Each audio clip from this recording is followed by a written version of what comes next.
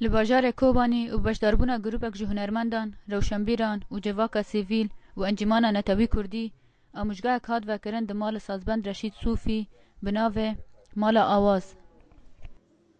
من به معده نوفا جماعت بود و به هاتنا و دیسال سرم و بخير هاتن وام تمنيت كن بركبه بطريقه كصح ومادام ازباد مع هذا ادارات كما هو بطريقه كصح بالركبه ومع هذا ووجهك موسيقى هاني صح انه كنت عم بكن وعم بطلابه جينا وجمودي فهم كانه كوبايا مرجع رئيسي جبنرال كوباني آلیکاریا و آموزگاه هاتیه جم ناوند سوریه تکیلی و آلیکاریا هرم کردی SCCK.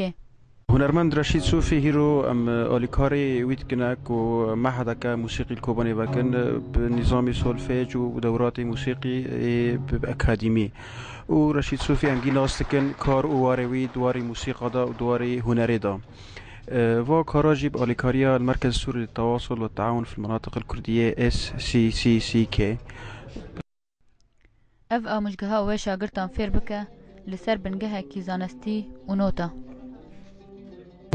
ببكر معهد رشيد صوفي موسيقى الجبر لانه موسيقى وبخا غذاء الروح حرملتها كي موسيقى غرق ورشيد زي ما مستوي مثلا غازن جي لكني دار كبي وكان بي مدرسه رشيد صوفي بكيش كبي لداویه هجای امبیجن کو اف پیگه یا کمیه کل باجار کوبانی تیوه کرن و بسبورد موزیک و آواز. جیهان علی برنامه ارک کوبانی.